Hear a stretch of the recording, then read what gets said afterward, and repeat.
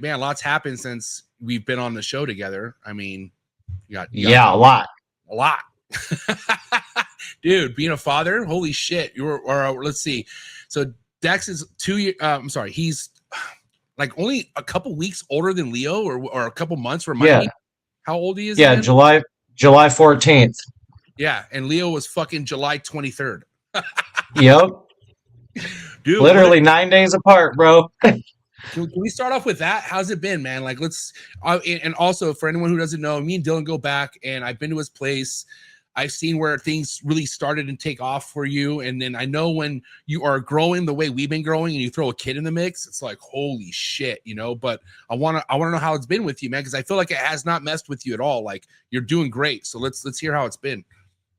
I mean, obviously it's a grind with a baby in the house and, you know, now a toddler, obviously. Right. But honestly, bro, I love being a dad. It's the best part of my day.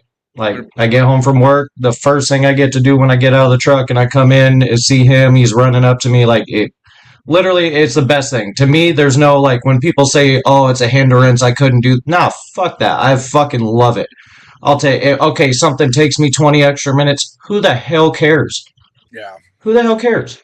Yeah. Right? Like, it's a grind, don't get me wrong, because, you know, I still work full-time in the entertainment industry, and then obviously we've grown exponentially since the last time you were here even, and the kid, but I love it, man. I love every fucking second of it.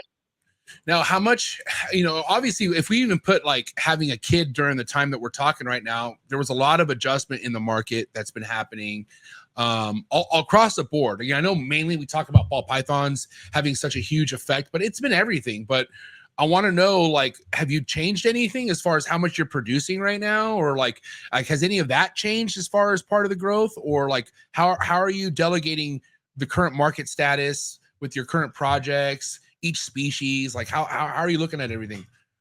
So I think definitely we've noticed it a lot more with the balls, but it's across the board. Even, you know, the berms are, I wouldn't say down, right? But prices have definitely been adjusted to the economy. Since the last time you were up here, we definitely cut out a few more species. So I think you remember at one point we were up to like 23 species. Yeah, a lot. That ain't happening no more. We still have a variety, not just balls and berms, right? But for us, it's been more so just like, instead of making, because in the past I was still making some pet stuff, right? Because I do the local expos up here. Pet stuff used to move great. Straightforward, obviously, it's not really moving that great anymore. Some stuff, yeah, you're always going to move bells, bananas, etc., right? Like pied, simple pied stuff, that stuff's always going to move. But really, that's not why I'm doing this. I'm trying to advance my own projects, and we all have byproduct, and that's enough for me to have at the shows. So we've really just been kind of dialing back, adjusting the ball stuff as needed. So my focus on the balls, especially since the last time you and Matt were up here, has definitely changed a lot.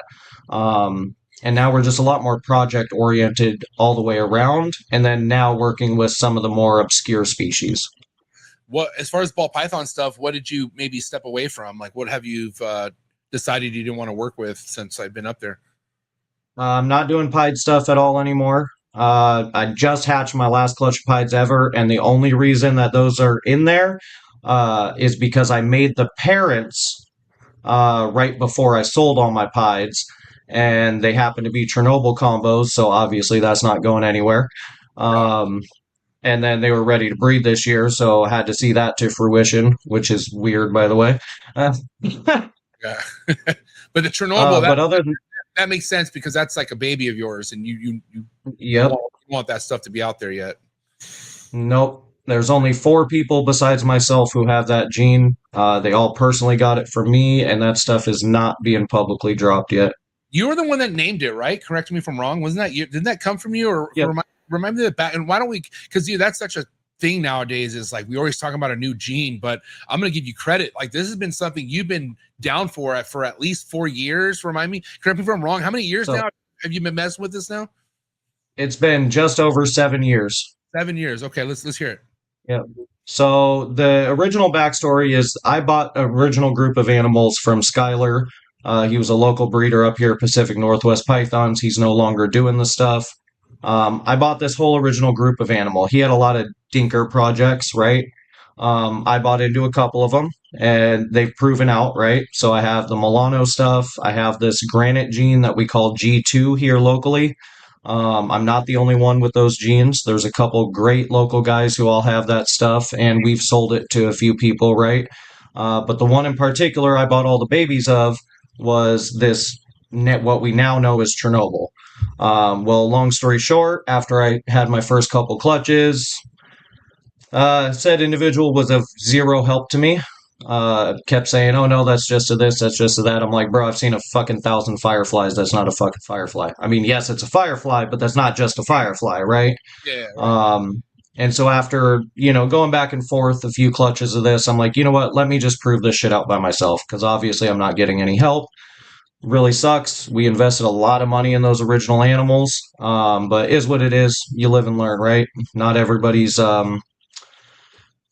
cut up to be that way, right? Not everybody's who they make themselves to seem. They just want that money, right? So we proved it out. We spent just over 7 years. We proved that it's not under any of the known alleles.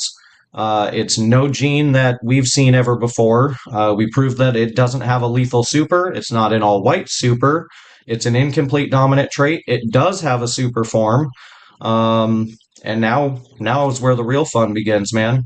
Took a while to get to the point we're at now. But now we know it's not in the yellow belly complex. It's not in the black-eyed or the fire complex, right? It's not in the blackhead or spot nose complex. It's not in any of those complexes. It's not allelic with any of that stuff. It stands on its own. The gene by itself is fairly subtle.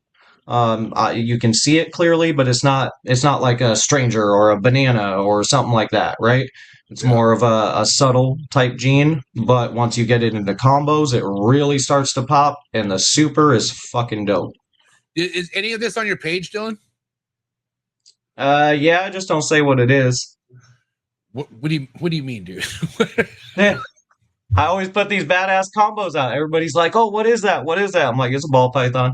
Why do you do that? Because I want my whole point in doing that, right? It's not to be cryptic or like hide the stuff. It's that I want the animals to speak for themselves. Yeah, but okay, but what gets people thinking is that if they know the parent, right? Uh-huh. Uh-huh. Dude, you're vicious.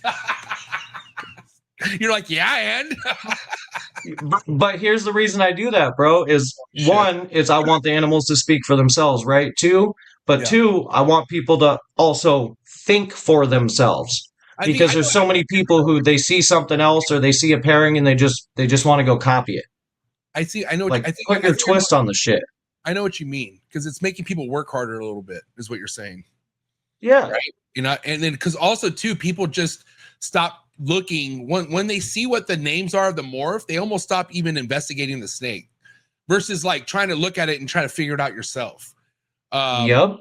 Which, because I was a huge fan of like not letting people what they, like, my reason was I'm not gonna let people know what the pairing is so they can message me. And I thought like getting people to talk to me was like better than just fucking letting people just look at it on, I was reaching for engagement, and I would actually get customers like that too. Like I'll let them know like, this is what I have going on. So I get it. And especially if we're talking about something that's not like even close to being tapped in yet, like it's completely like under wraps. And you also know like how some of these newer genes are getting fucking dragged under the mud right now, mainly because they're not being worked right. And that's, dude, that's nobody's fault but the people working that. That's straight up. Don't be mad at the messenger. You're not working that gene right. And and this is another thing too. Like you haven't been so like pushy on it. Like you talk about it, Dillon, but you're not trying to force it down people's throats. Like you're not trying to force people to believe in it. You know what I mean? And I think like, God, that's what some of the scrambler shits have. I hate to say it, you know what I mean? But some of this, and I'm not even saying Chris Hernan. I feel like Chris Hernan is like a victim to his own fan base, because you have the fan base people trying to shove it down other people's throats when you have people that are looking at it like, nah, I don't see it like that. And just because you spent thousands of dollars into it and you have that type of pressure, I don't. And I'm just looking at what I'm looking at. Does that make sense? No, 100%. And the biggest part for me was a lot of these guys who have, and not even just, the scrambler stuff, that aside, just in general, these people with the new genes or dinker genes, right? They have one clutch and they're automatically selling it, and this is the price. And that, I'm sorry, but one clutch does not demand a high dollar amount, and you can't say it's continuously reproducible Also, you haven't proven out the super form. You don't know if it's a lethal super. Is it one of those supers that's kinked to fucking shit? So now you expect somebody to give you thousands of dollars. They're going to raise those animals up. They're going to try to produce supers. And now they have a half clutch of freaking kinked ass babies or dead babies in the egg. It should be your job to put in that work. That's why we didn't talk about it for the first few years. Like people knew we had it, friends and stuff like that, right? But we never publicly talked about it. And then it's only been shit, I don't know, maybe 2 years or so that I've publicly kind of talked about it. And it's only been the last year that I've been a little more open about talking about it, right? But it's because I wanted to put in that work. I did the work. So the gene expects that, that investment, right? How can you expect somebody to invest in a project if they can't see no work? No work's been done. Dude, exactly. And that takes time. That's why I'm like, when there's so much of a rush behind something, I'm like, where's the rush? Like do the fucking work, wait it out, and then you'll have all that work to shut people up with. That's how it should be done. But dude, money's the rule of all evil, dude. It's really the money is what's fucking a lot of this shit up, because people are fucking getting raped. There's people out there that are clawing into green fucking wet behind the ear keepers that are just like, oh sure, here, take my money, And it's crazy because a lot of this is influenced by other people, and it's just not really people using their brain. They're not thinking, or at least being patient enough to find out, maybe I should hold off on that, or maybe I should find out why that's a $5,000 snake. Why is that $5,000? You know what I'm saying? Well, they want that return immediately, right? Everybody thinks, to me, at the end of the day, don't get me wrong, we're a licensed business, right? I have to think about a return on investment at some point, but also the animals don't pay my bills. You know what I mean? I'm having fun. I love the animals. I enjoy the animals. And I expect to keep it that way the rest of my life, even if the animals do pay my bills at some point, right? Right. So with that said, stop being so money hungry right away and put in the work. Put in your vision, right? Too many people see a high price tag. They go, okay, I'm going to drop that money. I'm going to go breed that animal. Well, where's your vision? Did you just make shit that's been made 20 times? And don't get me wrong, we're all going to make shit that has already been made along the way, but that's your byproduct, and that byproduct could still be helpful to somebody else who might be a little further down that line. Yeah, why don't we? And that's how I see this stuff. Let's throw some of these people a bone, man. Let's pretend I live next to you. I just hatched out a clutch. You come over and I go, Dillon, check out this snake. It obviously looks a lot different than all the others. I tell you the pairing and you're like, dude, that could be something different. What do I go from there? If I want to prove that, what do I do? What do I put it into a normal at some point?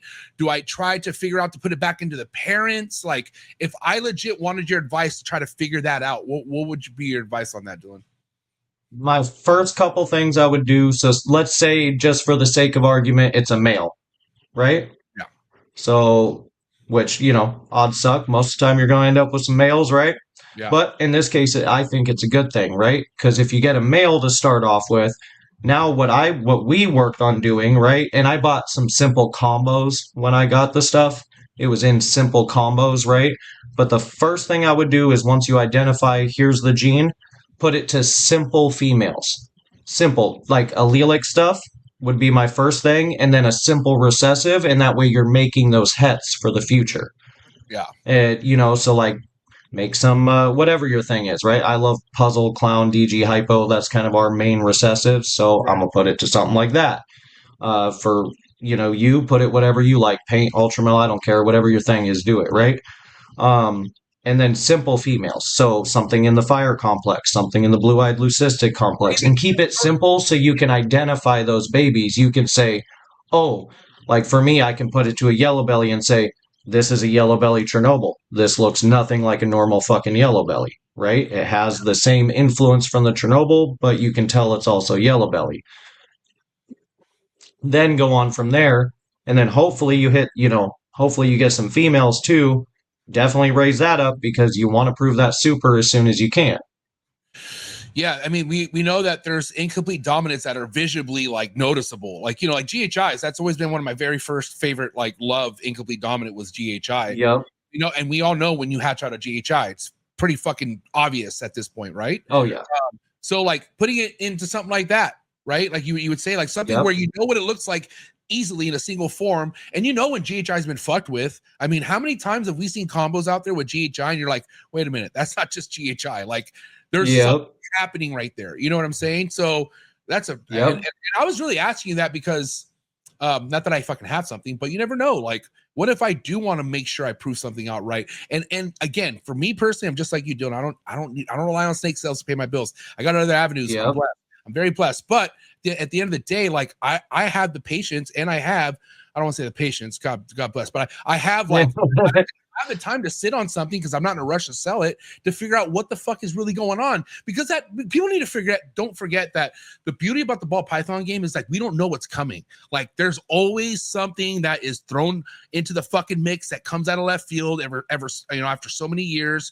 That's why like some of these people might not be wrong. Like some of these people like yourself that are onto something, you probably are. Like they're just like timing's everything. Hard work, perfect timing is what it comes down to, and you just never know. But that's it. That's why the ball. I feel like overall, game for game, ball python is number one, dude. Like it's the most exciting, but like unseeable type shit that you could get in this game. You know, without having to deal with so many like chondro horror stories or like whatever. You know, like I got to get to the ball pythons. It's an exciting place. Well, and there's so many genes you can mess with that there's so much more room for a lot of people to have different possibilities.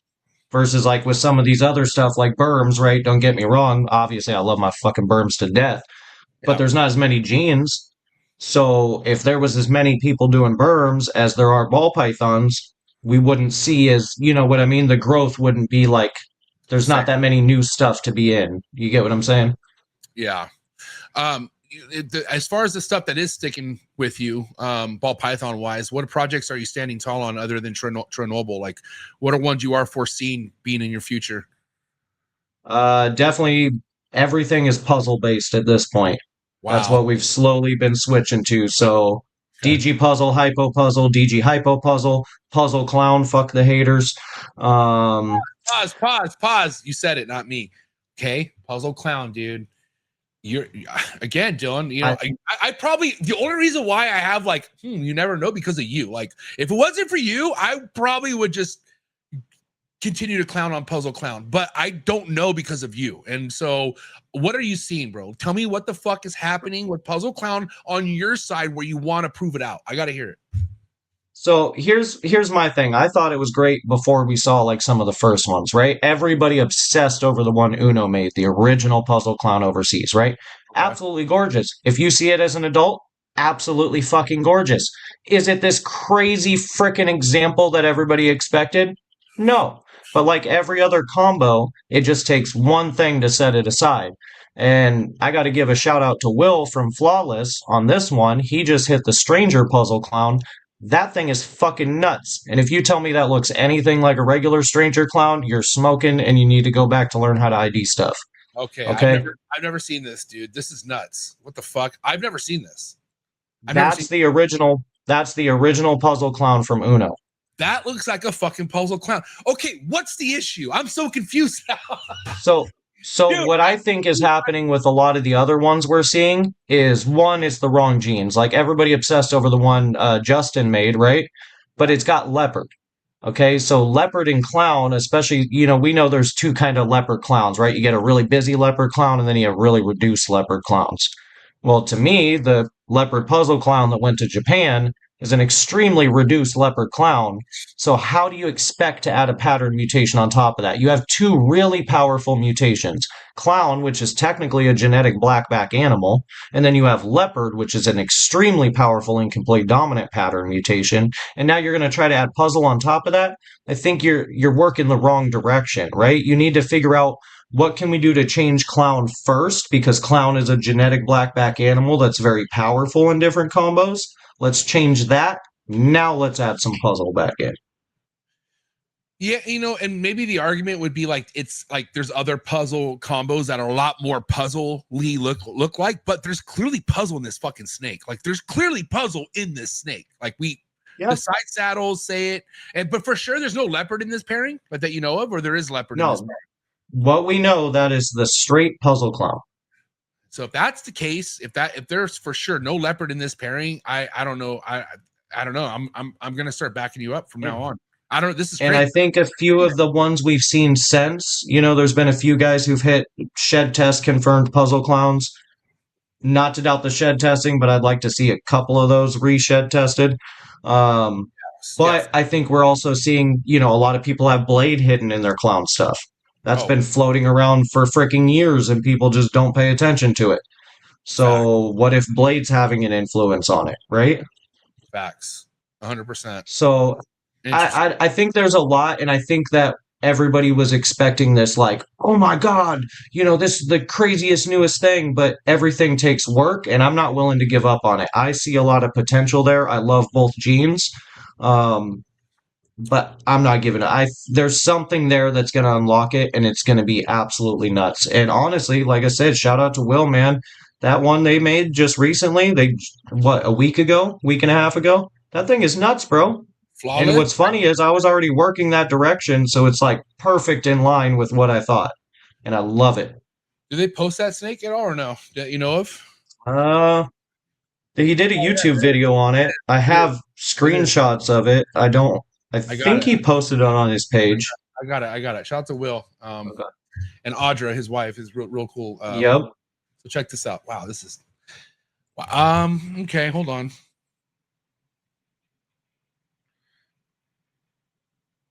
I don't know. Maybe I'm tripping. No, I mean, that's not the one. Are you sure? Because this says Stranger Puzzle Clown introducing the Is Stranger. that the one? Literally what it Okay, I says. didn't see that post of it.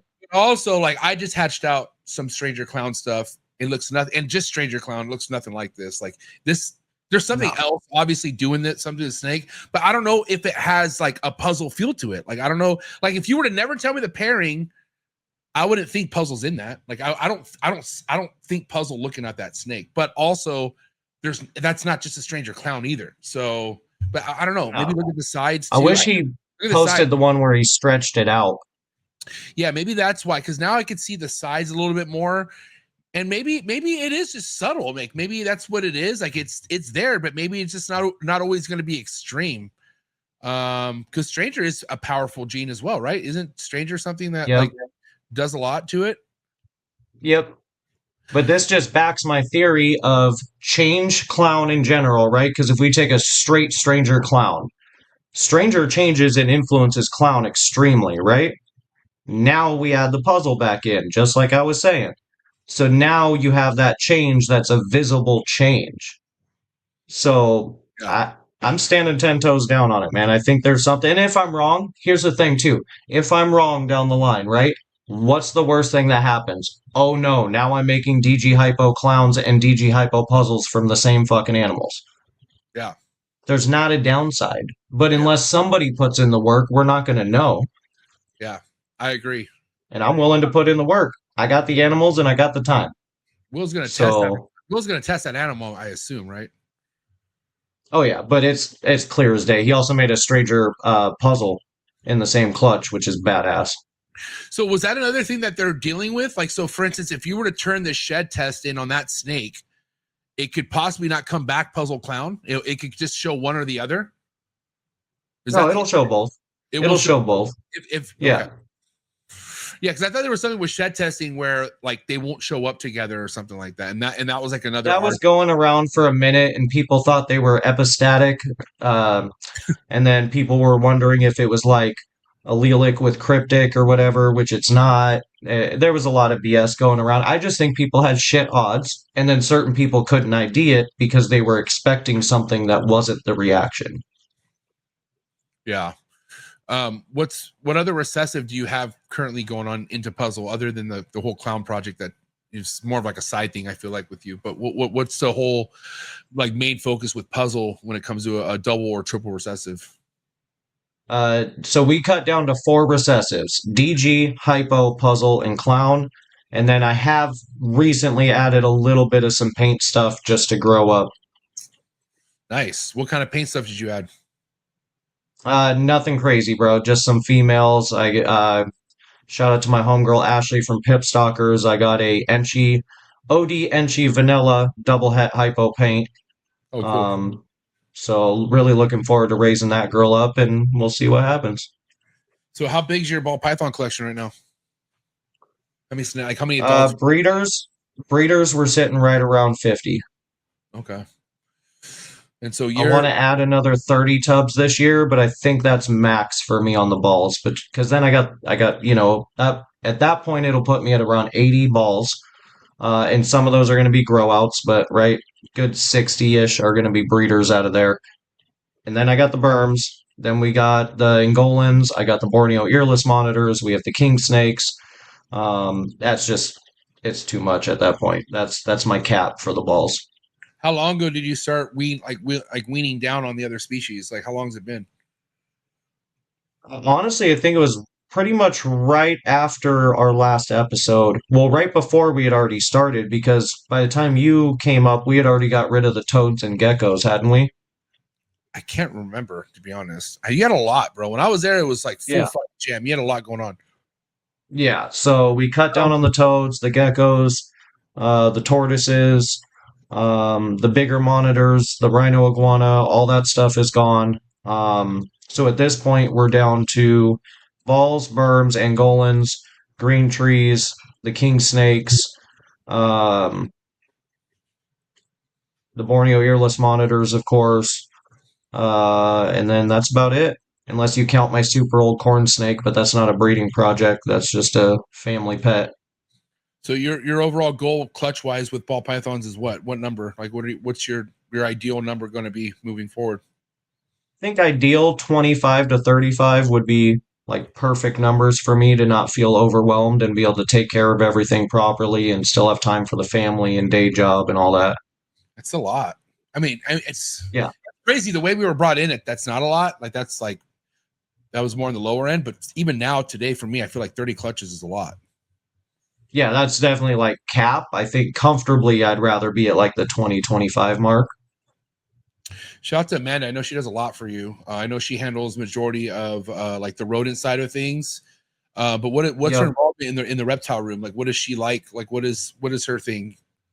So the king snakes are 100% Amanda. That's all Amanda. And then she's just as much into the ball python projects. She just doesn't like to be the face. You know that, right? Like she'd rather me be the one talking to people and stuff. She just loves the animals.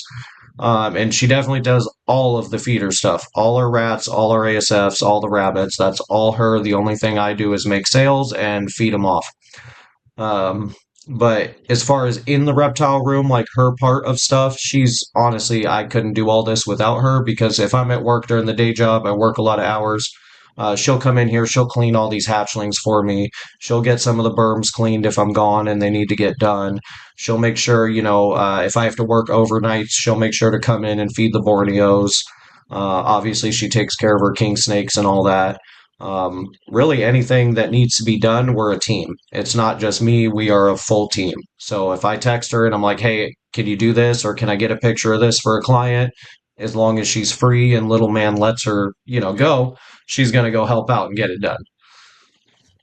Yeah, man. God bless the all the moms out there, man. It's I like listen. I've always respected women, but after seeing what a mother goes through, like I have like a whole new level of respect for moms, like especially good moms. Yeah. It's unfortunate. Like there's not every parent's meant to be a parent, like but also that's kind of what lights my fire on my ass is like, man, I get to be a good parent, and I always want to be, but like not everyone has that same drive, and it's sad to see. But like, Yeah. Lily and Amanda, man, like fuck, dude, like I'm sure you know what I'm talking about when when it comes to seeing how much they do and how much they're willing to fucking help us out, even when they're going through a bunch Yeah. of shit. You know what I mean? That's why, like, I'll go to work and I'll call on my break, just see how everybody's doing, check on little man and her and stuff. She'll Yeah, be like, oh, I'm sorry I couldn't get to this. I'm like, don't even worry about that. You're busy with our son. Like, that's what's most important. I can do the other shit when I get home. If you can, sweet. If not, don't freaking stress on it. Like, you got your hands full already.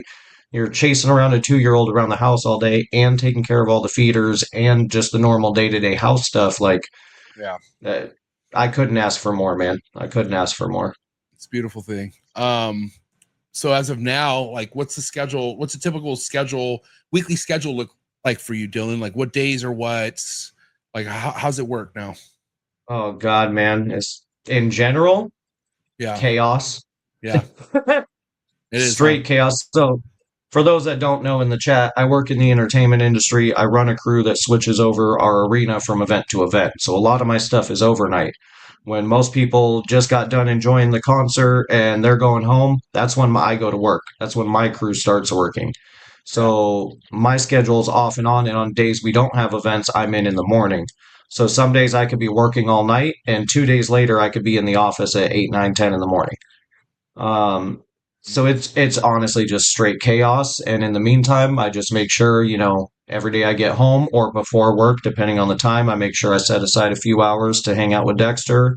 That's our time together, or just to give Amanda a break, right? If I get home, Dexter's coming with me in the snake room. We're hanging out, we're doing stuff, we're listening to music, we're doing whatever, right? Or lately it's put on Bluey and he wants to hang out and check out snakes and watch Bluey, right? Um, but other than that, I got to be honest, man, there's no set schedule because my work schedule's so crazy with the entertainment stuff that Yeah. I just kind of work around it and do whatever I have to do to make stuff happen. So some days I might be in the rooms in the morning, some days I might be in the room all night. It just depends on the day of the week and what events I have going on with my crew. Yeah, I definitely have a confession to make. And I honestly, at this point, I don't give a fuck. Sue me for all I care. But you know me with my whole water changes, right? You know how I used to be all hmm fucking holy about it. And trust me, Yep. I am with certain stuff, but goddamn, I'll be at best if I get weekly water changes on my ball pythons now. It's because Yeah. I I'm mean, busy, bro. And I kind of was like, I remember like, damn, like not that they have shit in their water. Like if I see something that needs to be done, I'll do it. But I usually yeah. service, and I'm not gonna lie, this is why like I'm so on the edge about the ball pythons because like I only see them once or twice a week. I really like the way I work the room and stuff like that. Like for the most part, they don't need anything after that for like 5 days. Like they and I know they don't want to be fucked with. So that's it. Yep. And so I go with the stuff that I look at all the time and I appreciate, but I'm like, God damn, man. Like I never even look at these things. Like I never get to look at them. And I don't know. It's just I don't even know where I was going with that, to be honest. But I'm just I guess the only like real set thing with that is honestly with the water changes, that's the biggest thing I ever ask Amanda. Like if she does have time, just go dump and refresh waters because yeah. it's quick, it's mindless. You can stop at any point to go, do mom duties, whatever. That's the one thing that like I always tell her, if you want to help me out in the room, just go get clean waters and everybody. Um, Yeah. but the only thing I guess I could say that's kind of a set schedule with the animals, besides feeding the Borneos every 3, 4 days, is with the animals, the babies especially, we feed Thursdays and Mondays. So that's about it. Mondays. Yep. Yeah. So you feed your babies twice a week. Most of them, not all, but most. Depends on one, the species, but two, like if it's something that's going out that week, obviously they're not going to get fed on a Monday, right? Or Yeah. if they're on auction or something like that, right? But if it's a holdback or I know they're going to be here, they're getting shipped in a few weeks, whatever was agreed upon, right? Then yeah, we'll try to get 2 meals a week. We do smaller meals, but What a game changer to get your snake to grow, man. Like if you could find a system to do twice a week, watch how fucking fast that snake grows. It's crazy. And that was something I was mainly because I was like, I don't want to do more than once a week because it's more work. I was kind of looking at it being lazy. But then once I started producing my own rodent, and mainly also because I was getting rodents dropped off once a week. So that was just kind of like what I was used to. But once I started producing my own shit, and I was like, I would be like, oh shit, I got a bunch of stuff to pull. And I'm like, like I got stuff to spare. I got stuff to feed again. And I was feeding, now my baby ball pythons, even my baby chondros, they eat fucking every 5 days, 3 to 5 days sometimes. As long as they shit and it looks good, they're hungry, boom, I'm hitting you with another one. You know what I mean? And doing that, man, like, dude, I got males, bro. Like I would be so confused when like Mark Bailey would be like, yeah, I got a fucking 800-gram male in 6 months. I'm like, what? How the fuck did you do that? I thought he was lying to me. No, dude, you can't. Yeah. It's crazy. It's crazy. Oh, you can do it. We typically so we'll skip weeks too here and there. Right, so I'll feed Thursday, Monday, and then I won't feed them for a week. Yeah, you'll give them like an off week or something. Right. Yep, and there's no rhyme or reason to it, to be honest with you guys. There's literally no rhyme or reason. It's just It might be the simple fact of, hey, you know what? We have a hectic week this week. Why don't we make this our skip week with the feedings? It'll be a little less on us on the cleaning, especially, there's almost 100 hatchlings still behind me, right? Like, makes a little less work when you're not having to clean an extra 100 shits, right? But there's no rhyme or reason, man. We just twice a week, smaller meals. Maybe sometimes we do the once a week, and then randomly we'll skip an entire week. But yeah, that being said, the more you feed, the more they shit, obviously, and babies Yep. love. They fucking love the shit, man. And I keep my shit on paper towels, and goddamn, that shit gets gross, bro. Like I'm talking like that shit could be there for like a few hours, and it just looks gross. I hate it. It's gross. Yep, same. All the hatchlings are on paper towel. But goddamn it, you gotta love it when it's all done. Like when they're all in fresh paper towel, you're just like, that's why I like a lot of the stuff we do, even with rodents. Like, I don't want to say I hate doing rodents, but it's like it's the day of the week where I'm like, all right, here we go, time to get fucking dirty. But when I'm done, like I'm happy to see how many rodents I produced during the week. I'm happy to see that they're all happy and clean looking and they're fucking good. And I'm happy to know that my snakes are gonna be fed whenever the fuck I want them to feed them. And it makes everything worth it. Like, I don't have an Amanda, and nothing against you, babe. I love you. God damn, dude. I gotta say, dude, that's my biggest blessing is literally I can just text her a list of what I need and it shows up in the room within 20, 30 minutes. I'm thinking more of a flex. Like, holy shit, that's crucial. Like when you have, like, it's awesome to have someone who supports what you're doing. That's what I have. Like my wife is like rooting for me. And dude, if I'm gone, of course she'll come and help me and stuff, but she's doing what you said, Dillon, like with the kid, like just fucking focusing on being a mom, you know what I mean? And so I don't want to take her time away when I could do it, but shit, man, when you have someone who's actually in here helping you, like 2 more hands, bro. Oh my God. Oh, honestly, man, it's a game. I wouldn't have family time if it wasn't for her, and what she does, right? Because I'd be too busy. There's no way I can work 60 plus hours a week at a day job, come here, take care of, roughly 200 some odd reptiles. Plus, we have 42 rat colonies, 24 ASF colonies, and our entire breeding group of rabbits. There's no fucking way I could care for all that. She says she Hey, I love you too, babe. Yeah, you guys are cute. Yeah, man. And like, again, think about like how there's no, like, with your ideas, your projects, the future, you're not able to, you don't have to put a roof over your head. Like you don't have to limit yourself because of the possibilities that are opened up when you have that much help. You know what I'm saying? Yeah. And also like you've grown, like you're like, as much as like some people cut back with certain species, they grow in other departments. And that's what you did. Like you cut back in certain areas to help grow the other passion part of what you're keeping, which that's what I did. That's exactly you and I almost did the exact same thing. You remember, I mean, dude, like I said, Dillon, how long you been following me now for? Like, how long you been fucking with me for? Like since the beginning, right? I could have sworn you're one of the first ones, like 2018, I want to say. Yep. It was literally because we got in right around the same time. Yeah. And I found your page almost immediately. And then it was funny, like you said in the beginning, we had our little personal butt heads, whatever, but we just looked past it. We became good friends and been supporting you ever since. Well, let's be honest. There was other fucking people that got like that. There was other like shit talkers that affected us, which when we got on the phone, what happened? It all got fucking killed because we actually got on the phone. And that's why like one of the biggest problems with this hobby is like people will have a tiff or a fucking a grudge against somebody without actually ever speaking to them. Like they never actually spoke to the person. They have this assumption. They have like what their fucking friend who's a fucking goddamn hater just told them or whatever. And they just run with it. And that's why like I always give people the fucking credit they deserve when they actually pick up the phone and they just fucking talk about it. Because 9 out of 10 times the issue is not an issue anymore. It's solved. And then you become friends, and then it's a more of a fun place to be when you fucking talk it out, So yeah, I'll never forget that about you and I were that started our friendship. You know what I mean? And yeah, pretty much. Like we were cool before that, but we weren't like the friends we are now. Right. And then here we are to the point where we've grown together. You know what I'm saying? And so yeah, kind of going back to what I was saying, like you know how many species I had at one point. Like I was Yep.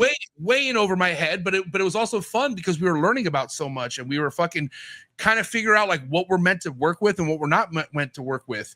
But goddamn, dude, like when I started getting rid of stuff, I hate saying the word getting rid of, but like rehoming, like the scrubs, the papuas, the fucking mangrove cat snakes, all this shit. Yep. I felt weights being lifted off my shoulders, bro. Like the retics, the hypoberm you had from Matt. Oh my god, bro! And then now I'm down to 4 species, bro. Oh my god, it is. I don't want to say it's too easy, but goddamn, it is like I strut in here now. Like I'm not. But now I've watched it even with you, and it's the same here, right? Now we can focus on those other species so much more and actually grow our projects and what we're doing.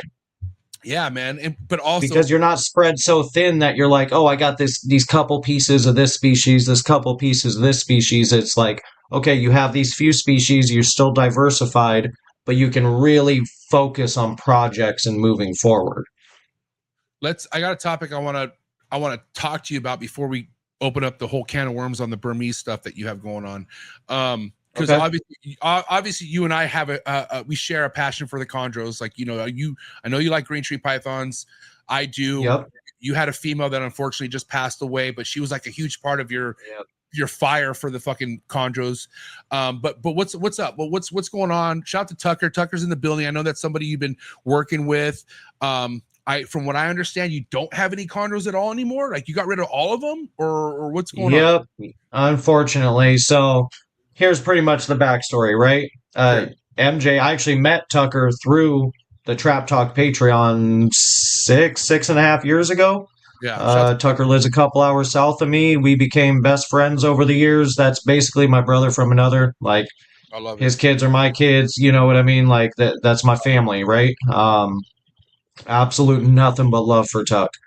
So he got me my first chondro, right? I got this breeder female from him he had for a while, and I wasn't expecting to breed, right? I just wanted a green tree.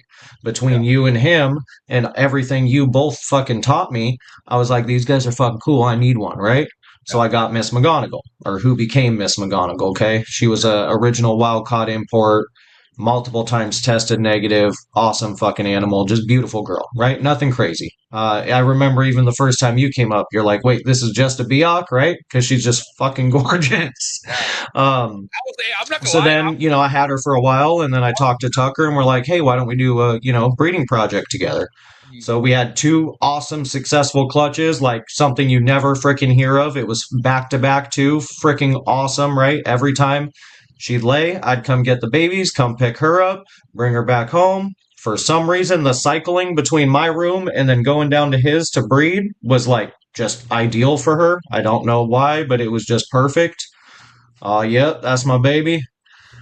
And so what had happened is after this second clutch, I was proposed a deal with an entire collection of Burmese pythons that most people don't know exist. And I traded all the Neos I had from last year's clutch for this group of birds. Well, Miss McGonagall was already back down at Tuck's breeding, and unfortunately, she just didn't make it this year. So she went back to Tuck's. Yep. Yeah, dude. Man, honestly, like you should be proud at the fact that the first transfer worked out. Like that, the fact that it went because she went down to Tuck's how long ago? Oh, dude, we did it twice. This would have been third. Okay, hold on. So wait, so she laid a clutch with Tuck. He sent the snake back to you, and then you sent it back again. She comes back to my house. Oh yeah, I feed her up, keep her as my baby, and then when it's breeding season again, after I've fed her up and cycled her, she goes back down to Tuck's. Yeah, she gets bred with whatever male we decide on. We did that twice. This year would have been her third clutch, and what was probably going to be her last clutch, but now, for obvious reasons, was going to be her last clutch. But is what it is, man. Shit happens. I got so lucky that we got 2 beautiful, healthy clutches out of her. Like, I can't. It sucks losing a pet because I loved her, right? Like, just beside the breeding stuff, I just love that animal, right? Like, she was awesome to have. And I'll get more chondros. I'm not out of chondros. I might not have chondros here in the rooms right now, but mark my words, I will have chondros back in this room, Well, and that's good. hopefully not horribly long. So Well, that's good to hear. But also, like, man, it's yeah, like the fact that that female was as old as she was, like, without really knowing, it's hard to chalk up what it was. Like, I mean, yeah, it could be so many different things. Like, and the fact that was working out, we're going from like, even though it's the same collection back and forth, that's like, I just know that has an effect on them when you take them from collection to collection. yeah. But Like I said, you, I don't know why she cycled so well between our houses, but it just worked, man. yeah. So okay, And I so would not say that for most people. Me and Tucker also live real close, so yeah, I was gonna say, how far does Tucker live from you? without traffic, it's like a just over 2 hour drive. Okay, it's not bad. Yeah, And damn. we So never shipped. It would be a drive, right? Either he's coming up to hang out for the weekend up here, or I'm going down to hang out for the weekend, and we're like, oh, hey, you're coming down. Now's the weekend. We should bring Miss McGonagall up or down or whatever, you know? yeah. So how many babies did you get out of the two clutches? Ooh. Tuck, do you remember that, Tuck? Maybe Tuck Yeah, knows. Tuck would have to be answer fully. I want to say it was 9, and well, we got more eggs, but like that made the distance and everything. I know So you're in there, Tuck. You got to answer this one for me.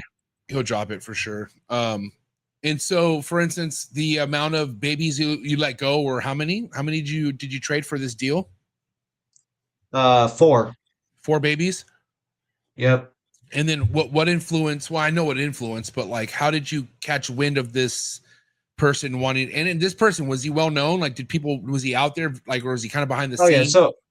So it's known now, right? Now he's an OG in the berm world. Well, just in the animal world, he's been doing this a long fucking time, longer than both of us.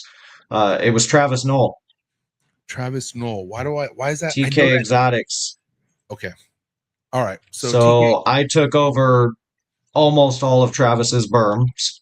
Um, and he wanted to get into the chondros and the Morelia stuff and kind of switch focus, in his collection a little bit. He knows I'm a diehard berm guy. We've been talking for years. We're buddies. Um, so long story short, we were talking. He was switching directions. He had some stuff that I really wanted. Um, and it just so happened to work out. And I actually drove all the way to Colorado to meet him. Uh, Drove everything to make the transition in person because Delta Cargo all of a sudden wasn't shipping. And we're like, well, if we're going to make this happen, we need to make it happen in order to get, this stuff in and cycled while temps are good on both of our ends and, before season for the berms and stuff. And so, yeah, I drove all the way to frickin' Colorado, bro, in one weekend. Drove straight to fucking Denver, Colorado, and home in one weekend, man. Wasn't that during Trap Fest or like around that time? Was that it? Was Yeah. that Yep. wow, okay, now I remember. So I didn't know you were going to go buy a whole fucking berm collection. Holy shit. So Yeah, bro. how many did you buy? There was 7. 7 berms that you bought, and they're like those were Yep. adult. Yep. And how much room did you have to make to bring all this stuff in? Like, were you able to figure it out? Like, did you have the exact amount to bring in, or did you have to let go of some stuff? Like, did you have to make some wiggle room? What did you do? I made some wiggle room. I got a couple that are, not in their full 8 foot enclosures yet. They're in temporary, giant tub setups that are, they're heated, they're doing their thing. But, that brings us to a whole nother topic with that part because the entire room that you guys know in the other room will be changing very soon. To what? So I guess I'll just straight, this. I think at least you've heard a little bit about it, but I invested a lot of money into a CNC machine, and in not too horribly long, we will be dropping our own line of enclosures. Well, what comes first? Redoing my entire room. Did you spill the beans on the trap chats a while ago about that? Why do I feel like I heard this somewhere? Yeah, it was in the private Patreon chat. What? So okay, dude, first and foremost, respect. And again, I know you had skills, but I didn't know you had that kind of skills, bro. Like, you know how to work that machine? Like, you know how to fucking do all that shit? Yeah, I already did it. Done a bunch of custom work. Like, What? I taught myself how to do everything. So I've done some like woodworking Oh, stuff. hold on. Those I'll be are right back. raised signs. I'll be back. Hold on. I was gonna say you have one of my pieces, brother. That was on the CNC. I designed that, made that all myself. I got two, bro. I got two of these motherfuckers. The other, the Yeah, other, the other one's actually hung up on my it's pretty high up on my wall. But yeah, dude, this is fucking sick. I need more, by the way. I told you I need more of this shit. I got you, bro. Oh, I yeah, got you. you made me a bud tray. It's right here. I got a bud tray one too. Remember Yeah. you made So the whole point in doing that custom woodwork was one, learning the ins and outs of the machine and the software, right? yeah. And just testing my capabilities and pushing the limits. But two, every bit of the custom woodwork stuff that I do directly is going into saving for the other side of the business, which was the whole passion in investing in the machine in the first place. But I'm no baller, right? Like I said, I still work full time on top of doing all this, and I got the family and the kiddo. So, and obviously that machine was not fucking cheap, right? We're No, talking well into six figures, right?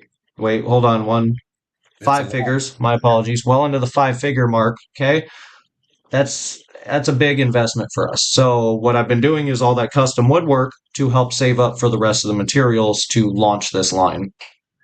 Well, I'm happy to know that I helped contribute to that. That's fucking awesome. Yes, And sir. I'll do more because I love that shit. That woodwork is awesome, bro. It's fucking sick.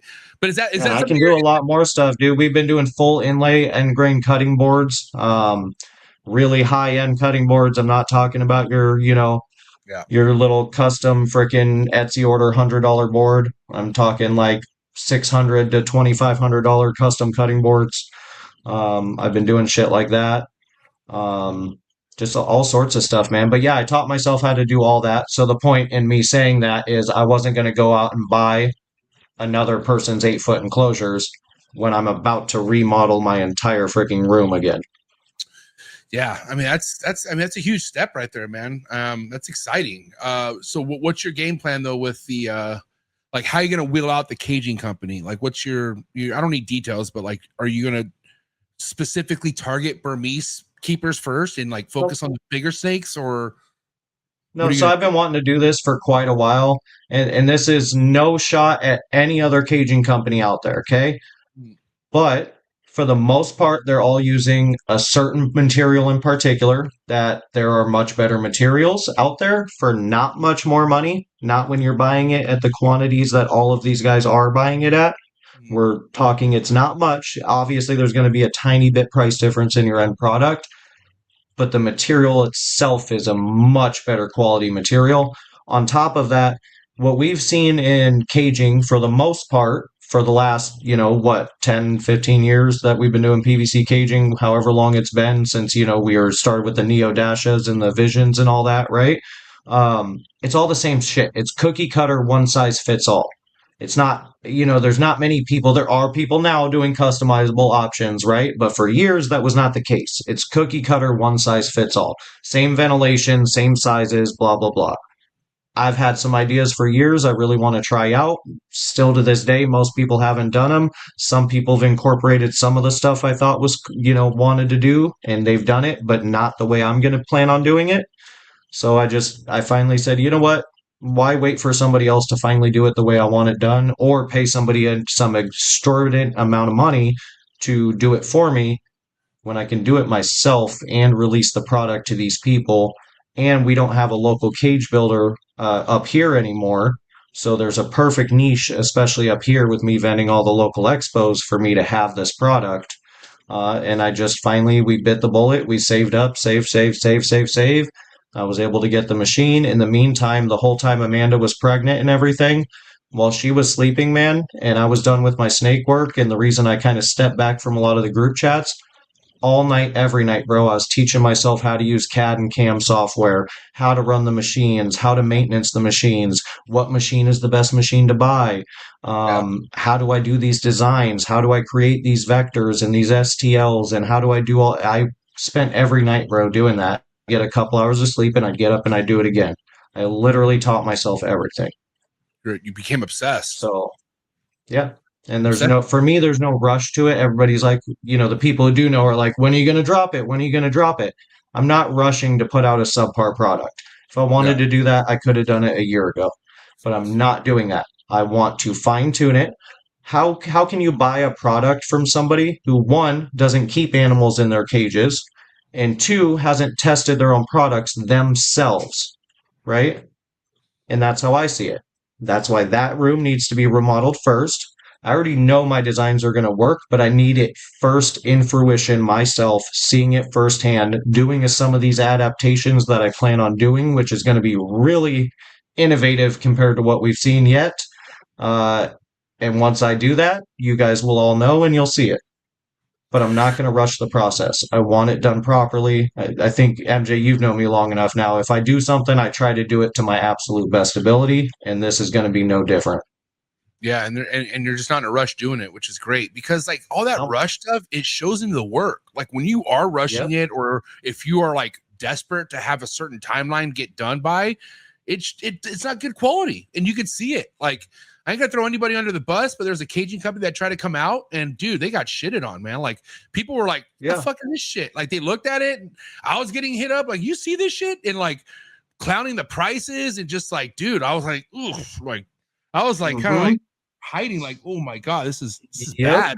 And it just didn't work out for him, And so it's like, don't rush this shit, man. And also, too, like, I don't know, man. And I'm saying this because I know Focus Cube does use, like, they put animals in their own cages that they keep, and I love that. Yeah. But how many of these other companies that are making these cages are actually using them, like actually seeing what's happening for themselves? Like, from what I know, Focus Cube's the only one that I saw that they were actually putting the animals in their cages and testing them out, like their hair techs and all that shit. And again, like it's not something that could be rushed. You can't rush this shit, dude. No. And like I said, I'm not throwing all the other companies out of the bus. There's a couple great companies out there, right? But there's also room for innovation and other people to do their thing. And so hopefully there's room for me to join in the club, and hopefully you guys like what I come up with, and only time will tell, right?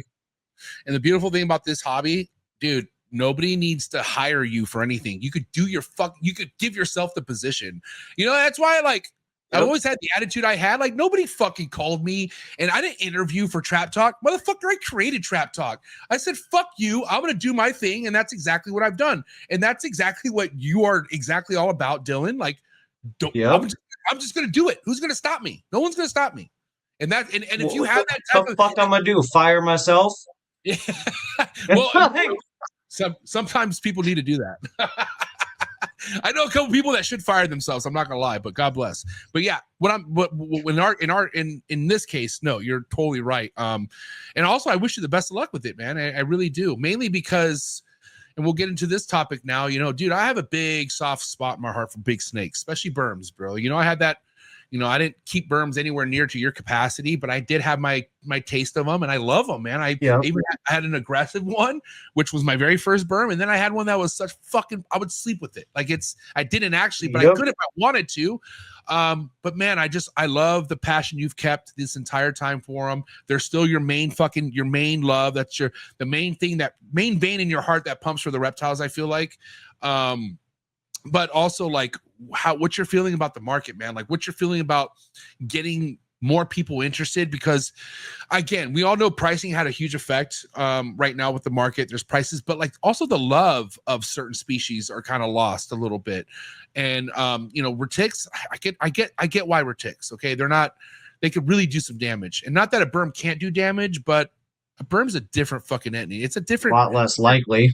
a lot less lightly, right? But what's your take, man? Like, do you feel like you're gonna be able to get things on the ball here and get the excitement for Burms back going, or what's your overall take? 100%. I will never give up my Burm projects. If I had to sell everything, keep one species, I'm telling you right now, it would be Burms. No offense to my other animals, I love them all, but respect. Burms, they hold a special place in my heart, right? As far as the market goes, the market's dropped a bit recently, especially with, a certain few individuals dropping some prices because they're desperate for money, and they, had a clutch and now they're sitting on visuals because nobody wanted to pay 15, 20 grand at the moment, right? So some prices got dropped. is what it is. Same thing happens across the board with any other species. With that said, there is still so much potential and growth. I've had no problem selling my berms ever, knock on wood. Like, I'm very, very fortunate that I haven't had that issue. But even normals, right? Even just normal, nice looking het berms, they move. Okay, now I'm not saying go out there and breed a bunch of normals, you guys. You need to be project oriented, right? But with that said, there's so much stuff we haven't seen. Even with if we just take the newer genes in the projects or in the species, right? Like the pieds and the champagne stuff. We've barely touched double visuals. We've barely seen, two combos of double visuals with half these, new genes. Let alone there's genes that have been around since the frickin' 90s that we still haven't seen double visuals for sale ever on Morph Market or privately for that matter. Yeah. So I don't see there being a slowdown for the berms that there is with a lot of the other stuff because there's so much room for growth. The market is there. And there's just potential for projects, not just growth, but just like the projects in general. There's so much to be done. Even though we only have a dozen frickin' genes, we're barely scratching the surface of double visuals, let alone triple and quadruple visuals. And this season, we should have a chance at all of the above, plus incorporating the only incomplete dominant in there, which is hypo. Yeah, people are automatically like, and when I say people, like majority of the ball python community thinks that like everything else has been worked as much as ball pythons, and that's not the case, dude. Like the ball pythons have been worked so much to the extent of like why we're seeing what we're seeing, and there's other stuff like berms, even chondros, even certain species of boas that like we have no clue what the fuck is happening with some of these. And I know right now, like across the board, if you were to ask people like, are there morphs in chondros, majority of people will say, well, yeah, there's albinos, but there's not really morphs. And I feel like we just don't know that yet. I guarantee there's a fucking morph in like some of these chondros. Like, well, why the fuck would designers be designers, or why would we have red dominant neonates, like, or red dominant snakes? Like, what the fuck? How do you explain that? How's that not a morph? You know what I mean? But again, time fixes all this shit, and we just need more people to give a fuck. We need more people to want to like you said, like look into it more and break through this shit. I'm glad, bro. I'm really glad that since I've known you, Burms has always been your main drive, and you're right, dude. Like they're so underworked. We don't really know what there is even out there potentially for the future. But it seems like that's what's exciting you right now. I feel like that's like your and we don't even have half the genes here in the States, right? Like we have a dozen or so genes, but there's still genes overseas I can show you pictures of that are not in the States at all. And even overseas, they haven't done the freaking work yet. Yeah. I've been watching it. I watch it every friggin' day. I see what they're doing. I watch what they're doing. They aren't even scratching the surface of half this shit, which is pretty crazy to think that they have all these potential genes, and in the room right behind me, I could be making stuff that's not only US first this year, but world's first. And how is the market in Europe? Like, are you tapped in with some of the dudes over there? Do you talk to them? Like, do you have any kind of relationships with any of the dudes working? I don't talk to the dudes in Europe. I talk to some of the dudes over in Asia because that's where it's really popping off. The European market's been pretty steady, but it's not huge over there. Just because they have a lot stricter laws in general, with the bigger stuff especially. So like they have to have X amount of enclosures and this size and this and that, right? They can't feed. Most places you can't feed live. You got to do frozen, which is no problem, right? Especially for berms, they love to eat. But I not so much on the European side, but definitely on the Asian side. There's a huge language barrier there, which makes it hard.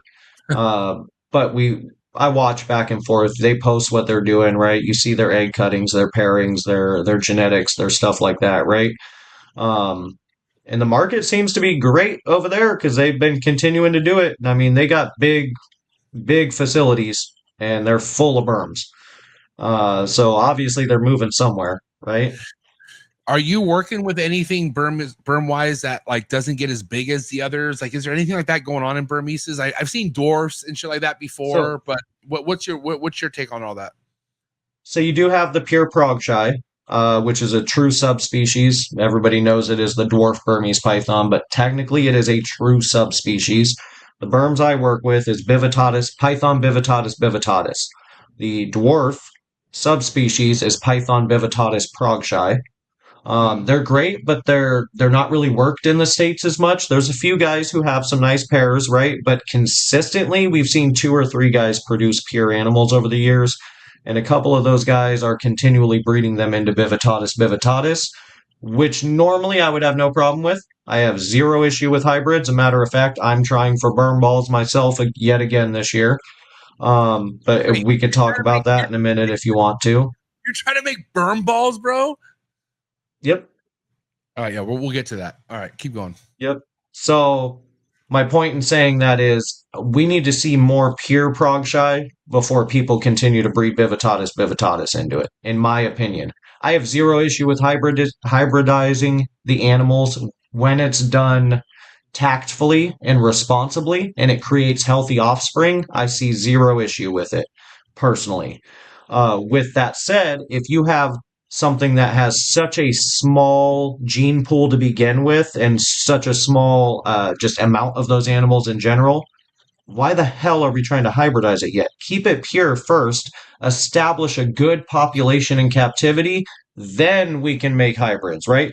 We have tons of ball pythons, we have tons of burms. I have no problem making burm balls. But when you're taking the progshi and you're breeding it into the full mainland, or I hate the term mainland, when you're breeding it into Bivitatus bivitatus, right?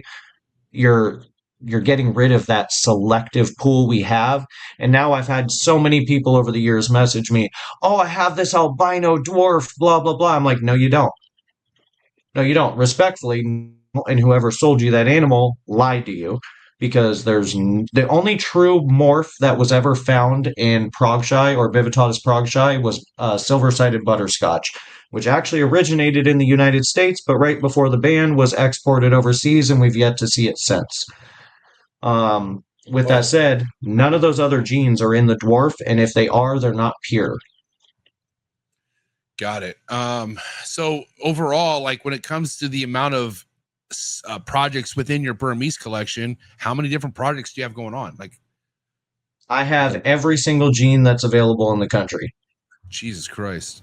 So how many recessives are in the Burmese game right now that we know of?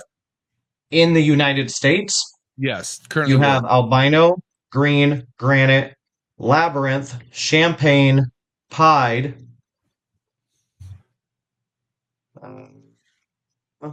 It's about where we're at, bro.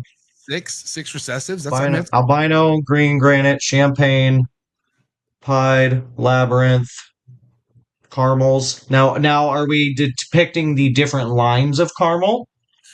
I mean, I don't know, but no, because lines are lines. Lines aren't morphs, right? So, so they're all T positive albinism, but they're different lines, right? So, for instance, that's if we're going to get into technicalities, I don't have Gulf Coast caramel because I prefer Wayline caramel, or better yet, and even over Wayline caramel, I have some of the only unknown caramel animals in the country.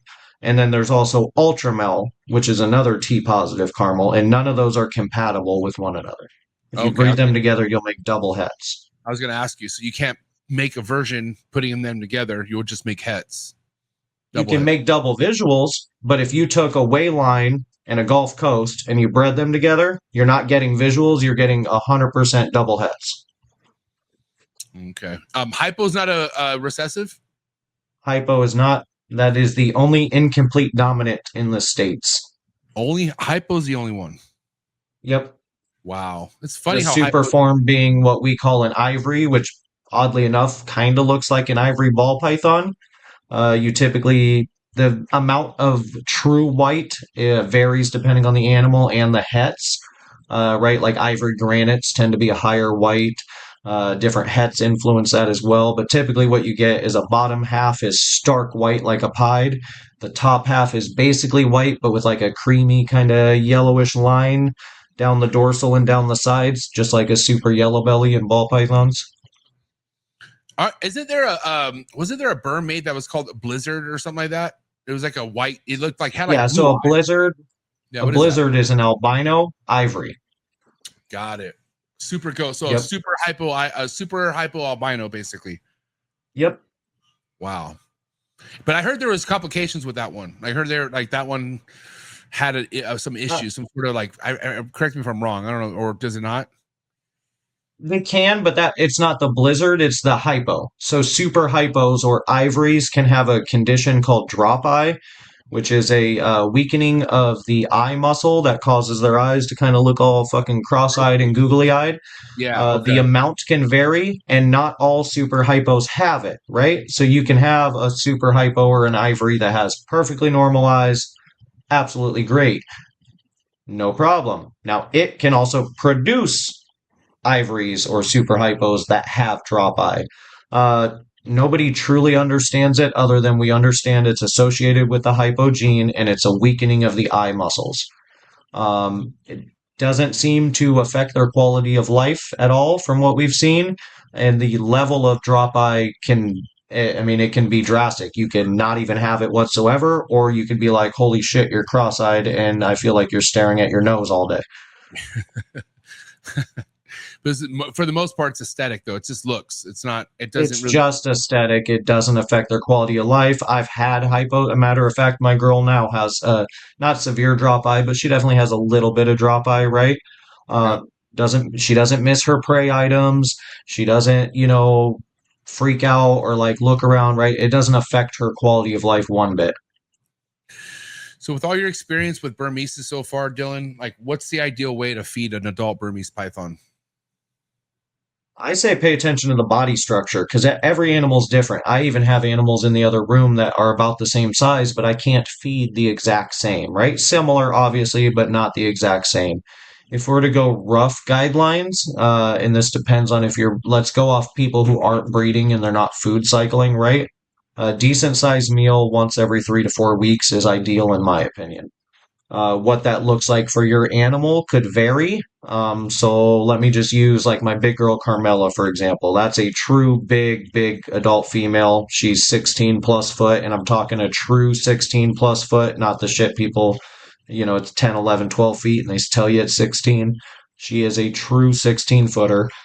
She eats anywhere from 15 to 25 pounds at a time, and I'll typically feed her every 3 to 5 weeks. Wow, 15 to 25 pounds. And you weigh? I'm assuming you're weighing these. Like you have you put it on a scale or how Yeah, you? so we weigh the rabbits before we freeze them and bag them, and that way once we bag them, we write the weights on the bag, and that way I can just pull. I have all these berms I need to feed. Well, these berms need 3 to 4 pound rabbits. These berms need 4 to 5s. These guys need 6 plus pounds. These guys need whatever the fuck the biggest meal in there is, and probably two of them, right? And then I just go off that, and then it gives me a rough guess. I don't have like a set. I don't do the whole, oh, give me 10%. I think people get stuck on that with berms, and especially lately, because you saw in the past where we had almost everybody was power feeding the shit out of their big snakes. And now the new trend seems to be everybody is underfeeding all of their big snakes.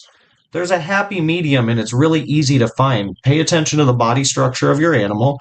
And also remember that these berms aren't freaking ball pythons. They're not corn snakes, king snakes, etc., right? We're not going for, here's this little lump that lasts 48 hours and then it's gone. These animals were made to eat big prey items. If a lump maybe lasts 3, maybe even 4 days for a giant meal, it is okay. That animal is okay. Feed it that giant meal, especially when it gets bigger. I'm not saying go take your baby and give it a jumbo rat.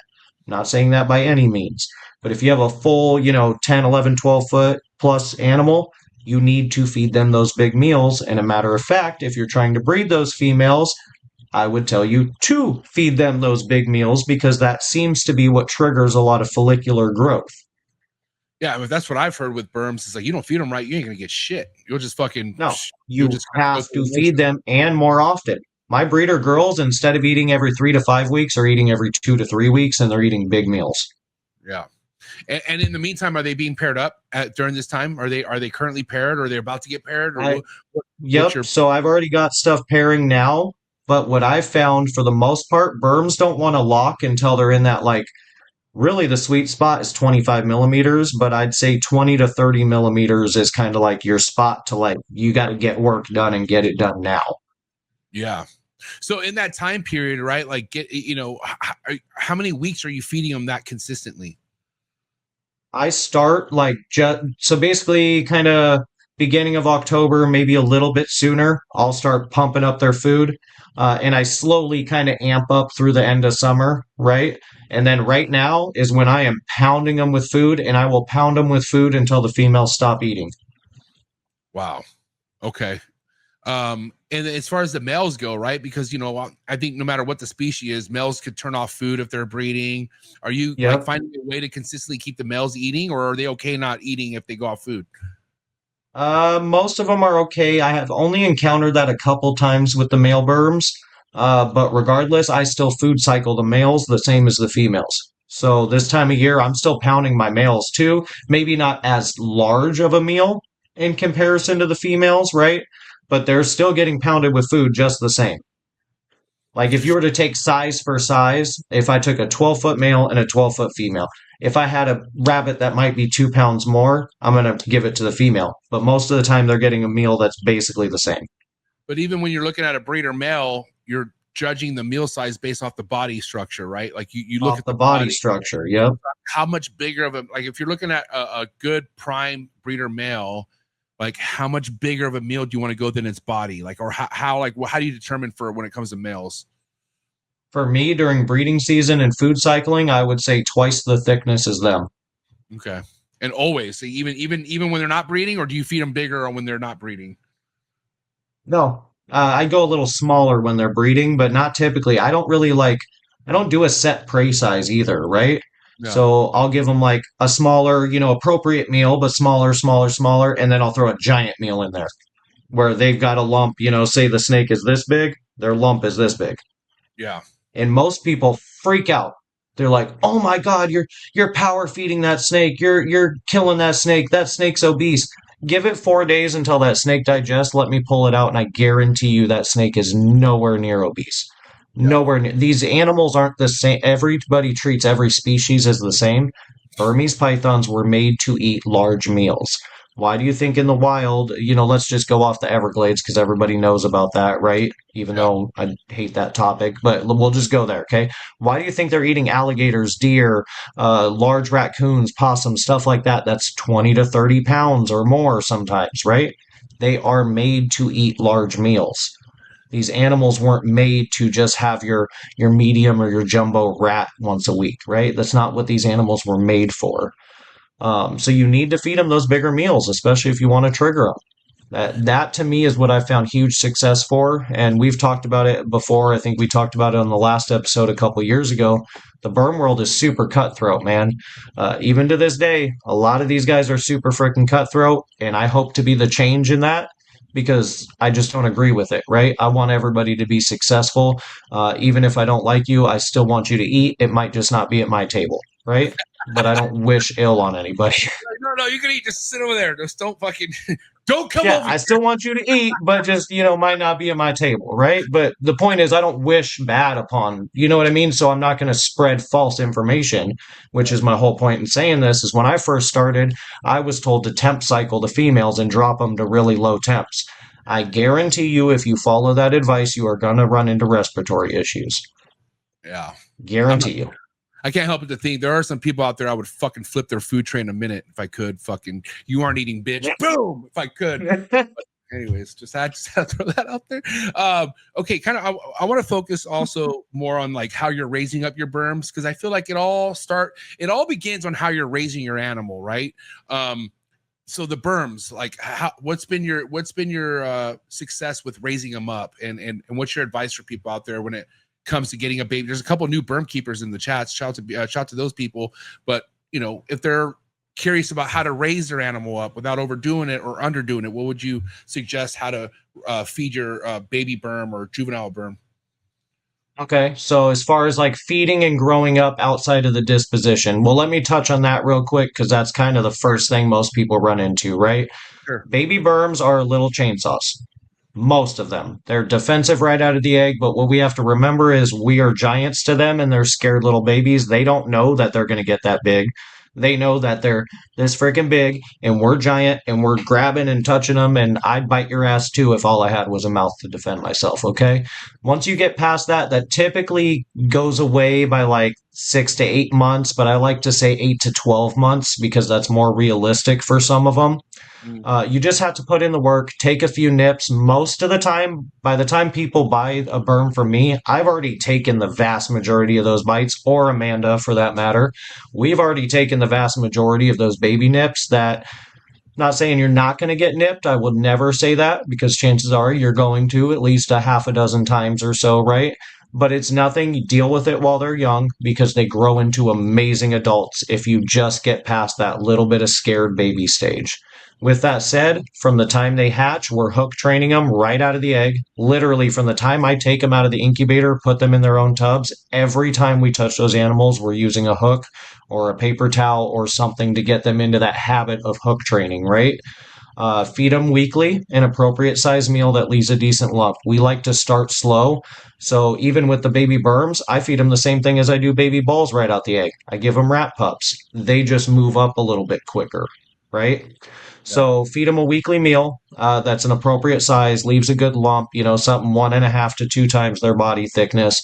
Let them get a few feet, a few months old, 8 months ish.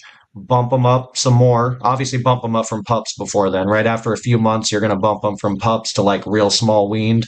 Yeah. Just pay attention again to that body structure because every animal's different, right? You might get one that explodes in length, or you might get one that just starts to get a little bit thicker, and maybe just leave it on that same prey item for a little while longer.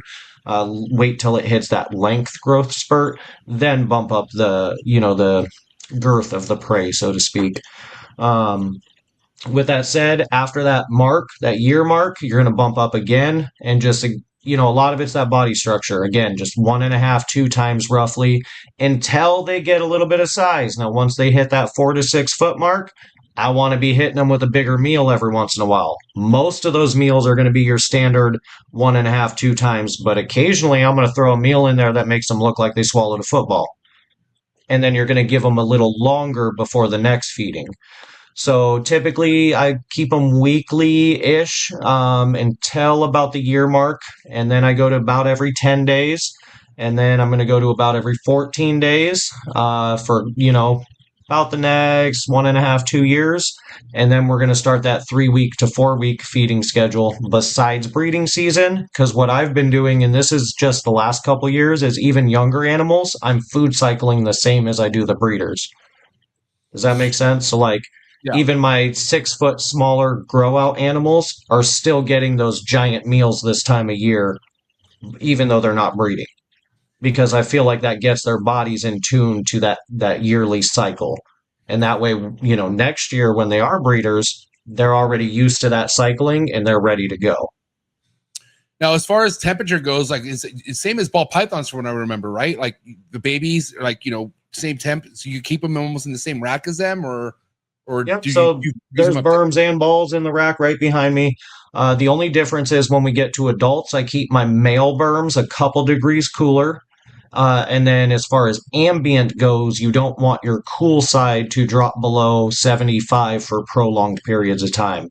I'm not saying if you take your berm out and it's a 70-degree day, they're going to get sick. I'm saying you drop them, down into the 60s for weeks on end, you're probably going to run into issues, right? So I always say a safe bet is keep them above 75. 70, 75 is more than adequate. But what we do is I keep the hot or the cool side is typically between like 77 to 80. Even in the dead of winter, cool or hot side for males is right around 86, 87. Hot side for females, more around that 89 mark. And so overall, like, I don't know, are you noticing like some of the males getting up to breeder size at a pretty young age, like how you can with ball pythons? Because we were just talking about earlier how some of these guys nowhere near the same. Doesn't work like that. Nope. That's the other thing that I feel, most people get wrong is they don't realize these other species take a lot longer to raise up. Yeah. Now, not saying you can't make it happen. I've seen guys breed male berms at 18 months old.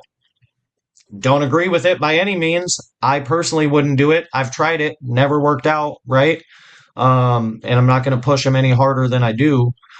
With that said, I think a safe bet is typically that 2.5 to 3.5 year old mark, because they're typically born in spring, and being as the breeding season is starting in, fall, you're at that half year mark. So I think 2.5 to 3.5 years is where most people see their first clutches.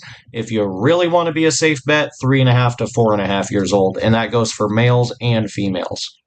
So my question for you, Dillon, obviously with all the future you have with breeding Burmese, like, dude, you do get a lot of eggs from what I remember, right? Like, what's your average egg count clutch, you would say, from a Burm?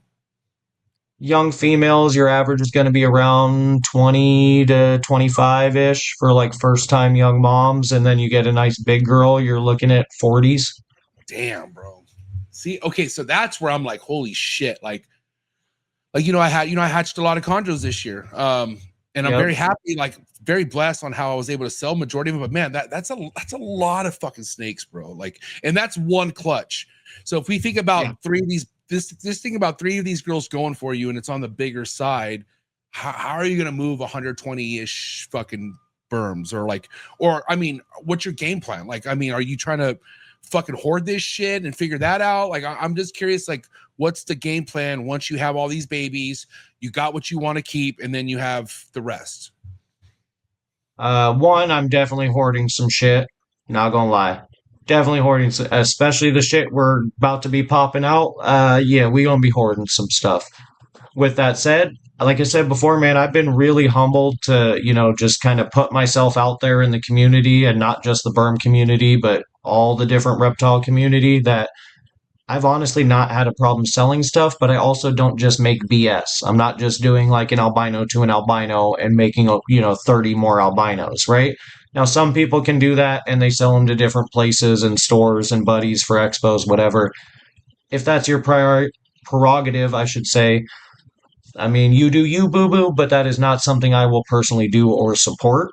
I think we need to have you need to have a purpose if you're breeding these big snakes, especially, right? Because even my bi, for instance, this last year I made some beautiful het champagne animals, right?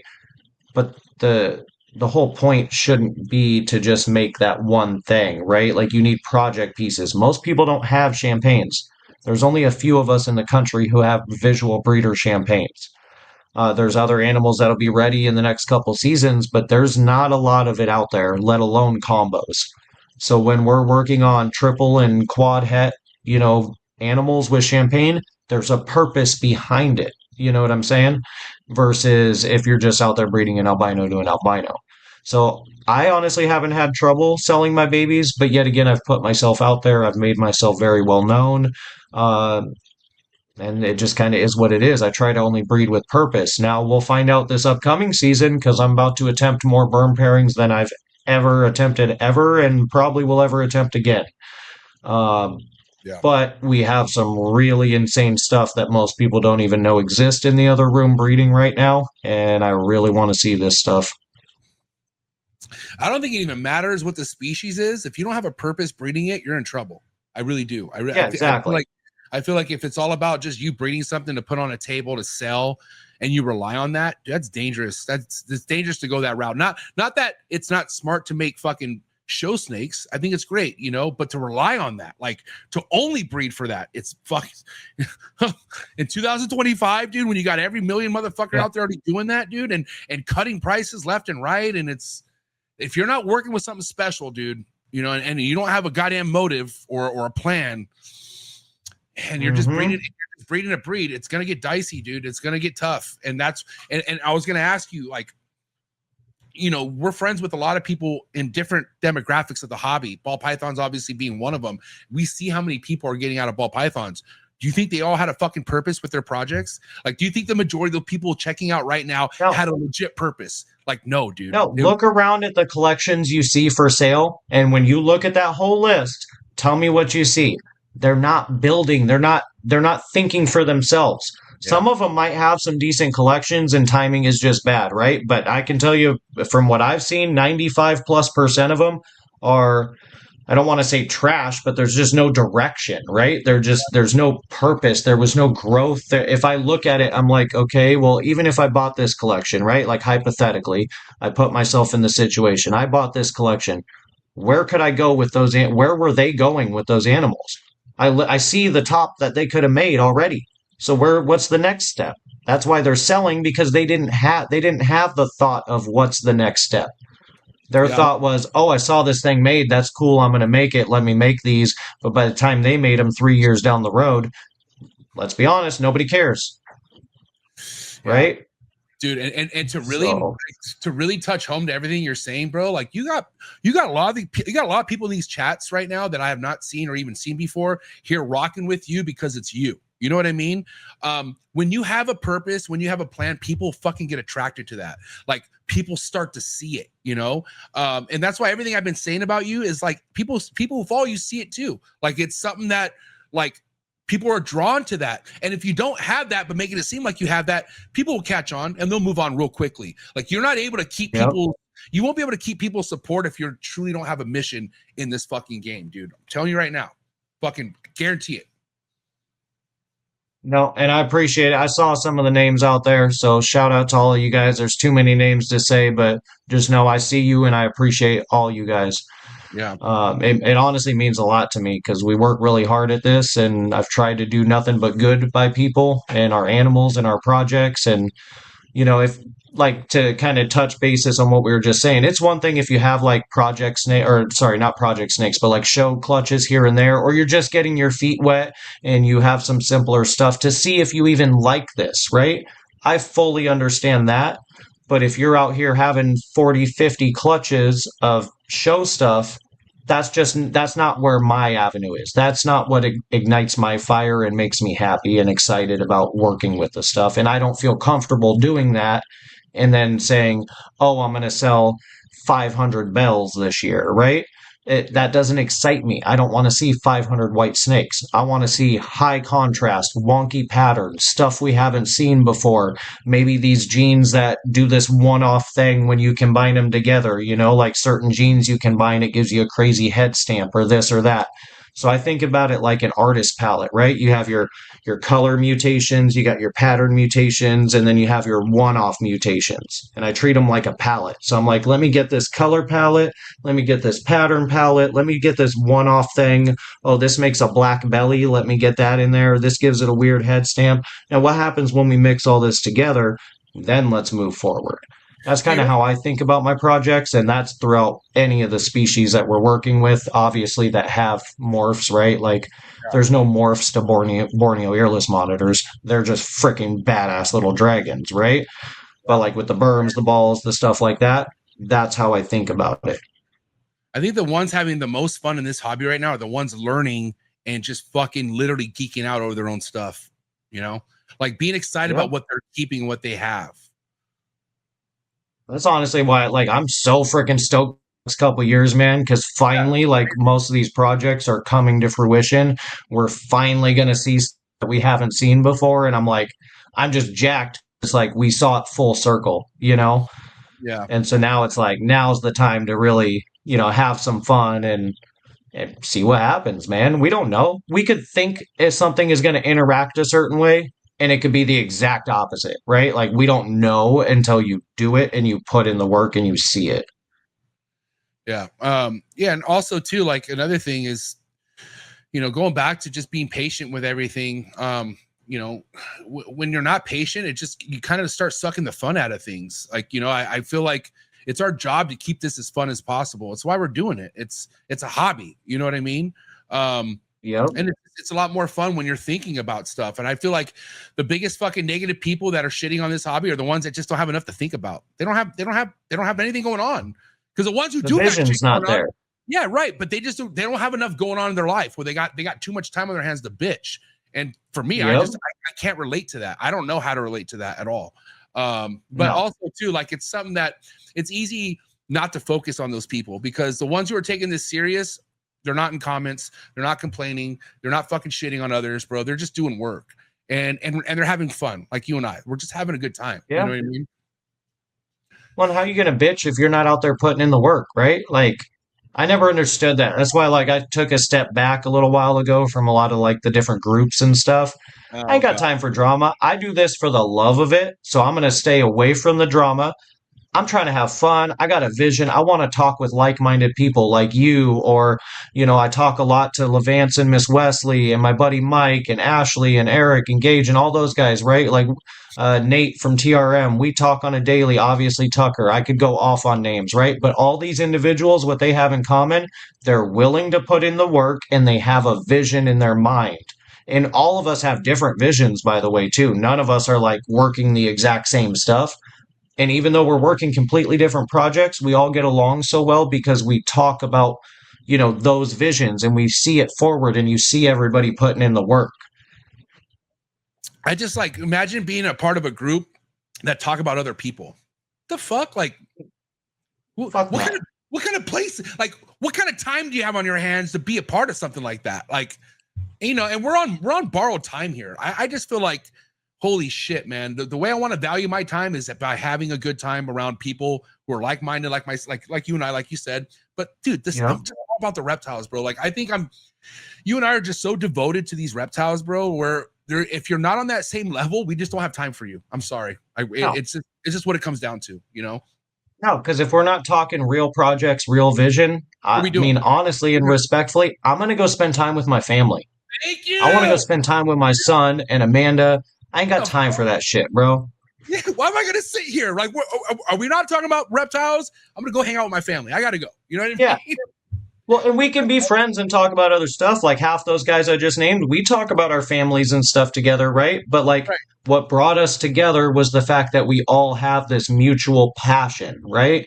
And if you don't have that passion, I ain't got time. Like, I'll help you any day. I love answering questions. I love helping people, right? But I'm also going to be the first person to tell you what you don't want to hear if I don't see you have a project or like a direction. Because so many people led me wrong when I started, and I don't want to be the continuation of that.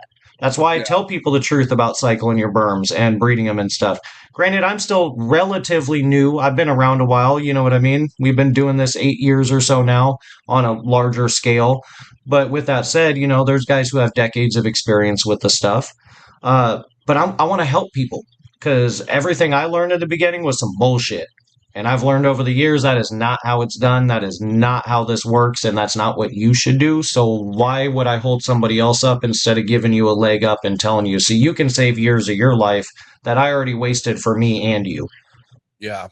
But, also like it's the way you learn. Like, like the way you find out things in this hobby is it's your story. Like everyone has a different story. And guess what? A lot of people's story is I got fed wrong information and I fucking went on road, but like that's what builds the character you have today, right? And that's why Dillon, like this new caging thing that you want to do, if you want to get something done, you don't need anyone. Who the fuck's you got it, you know what I mean? And that's why I feel like people should really kind of bet on yourself sometimes. Like don't think other people, like you need other people to get by in this hobby. Like we do all need to come together at some point, but man, dude, believe in yourself. Like be your best fucking fan in this shit. I'm telling you right now. Because you will hit a certain point in this hobby where whoever is a part of your group or whatever, the better you do and the better you do than them, they'll take it some type of way. And that's natural too. Like if anything, it's bittersweet because it's fucking bitter that they feel that way, but it's sweet because you're fucking moving on up. And speaking of Levance, I always go back. That's why Levance is in my intro. I respect the shit of the guy, but going back to one of the very first episodes I ever had with Levance is like he told me his whole metaphor about the elevator, and like the elevator will go so high, and some people want to get off before others. I never want to get the fuck off this elevator. Like I hate heights, but not this elevator. I'll stay on this elevator for as high as I fucking possibly can go. But guess what? Not a lot of people, they want to hit that button, bro. And they want to get out. And that's fine, dude. Fucking see you at the top, or maybe I won't. But I'm going there. Yep. You ain't gonna stop me. You ain't gonna stop me. So that's one thing that Levance said a long time ago that's always stuck with me.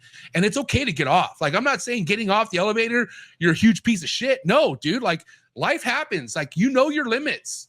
Me, I don't know my limit. I don't.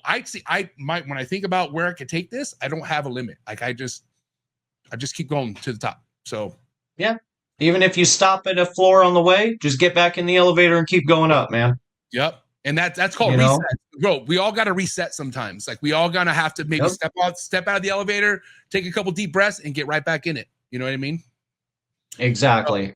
And again, dude, I want to emphasize on this. Don't beat yourself up if you're doing better than someone else and they take it the wrong way. That's not your problem. I'm sorry. That's they got to figure that shit out.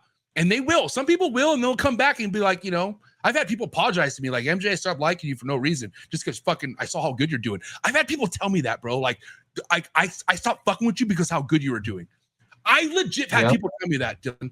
Is that crazy? But also it's like, dude, it's wild how the human brain works. Like, you can't affect how somebody feels. You can't. That's how they feel. Dude, you know what I mean? But also, I'm not a therapist either. Majority of us aren't therapists. So it's not our department to have to fix somebody's mind. Go fix it, dude. Fix your fucking mind. It's not my job. Yeah. You know what I mean? I mean, props that they grew up enough to come back and say something about it. But, you know, it sucks that people feel that way. You should never feel bad about somebody else's success. You know, like you always see these things, you know, obviously this ain't going to be reptile related, but you'll see what I'm saying, right? I see these posts all the time. Everybody's like, oh, you know, Jeff Bezos or whoever has this much money. I'm just using him as an example, right? I'm not saying this myself. If they gave every person this much, no, fuck that. Most of those people earn that money. I give them respect. Who cares? And if they didn't earn it, guess what? Their parents did or their grandparents busted their ass to get their families to where they're at. Not everybody, but a lot of the time this is the case. So when I see somebody doing better, I'm like, fuck yeah, they busted their ass to get where they're at most of the time.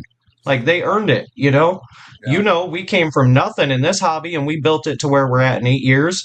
If we can do it, so can you. Just keep climbing that elevator, keep working those projects, have a vision, follow it through, don't give up on it, you know, and just go. Yeah. It's like, it goes back to the puzzle clown stuff or the berms, you know, or whatever. Like, I'm not going to give up. I'm going to keep working my projects because it's what I want to do. It's what I'm passionate about, and I see potential and growth in it. So I'm going to keep doing it. Every big dog I tapped into this hobby from the very beginning, like, never gave me a jealous bone in my body. I only got inspired. You want to know the first person that really, in which I talked about this openly? Miguel. Like, Miguel was the very first person to, like, I saw his lifestyle, but I saw the hate he was getting for being so brand new. But I also believed in him. And I was like, dude, I know this guy's going to be something. And he fulfilled all that shit. But also, like, that confidence into knowing what you're here to do, bro, that could take you so far in this game. And also just letting your work do the talking for you. And that's another big piece of what Miguel did. And he still does, is his production does all the talking for him. Straight fire production does all the talking for him. You know what I mean? And that's, bro, you can't take that work away from any of them. You can't.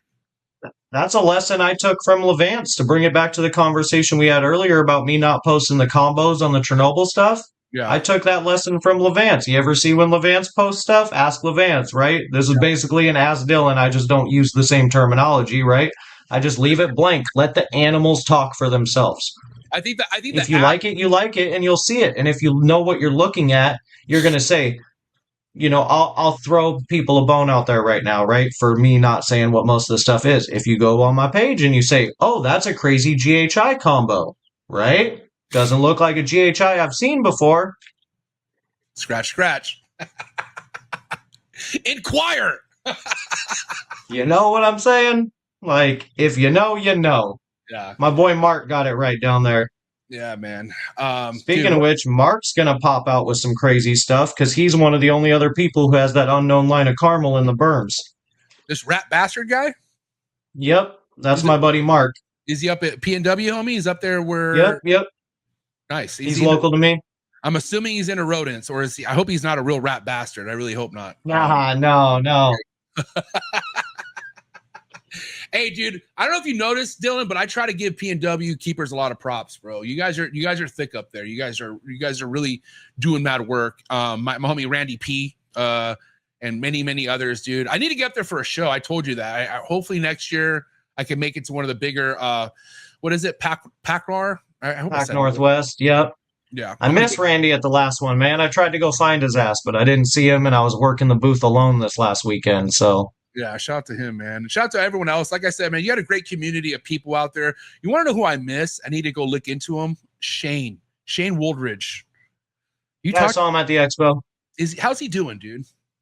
Man, he's doing good. He's, went through some life changes, doing his own thing, but he's doing really good. I didn't get a chance to go over to his booth, but he came over to mine. I had actually, the one day, Saturday, Tucker was there for like the first part of the morning to give me a hand. I'm like, hey, I got to, run, take a leak. The rock star is running through.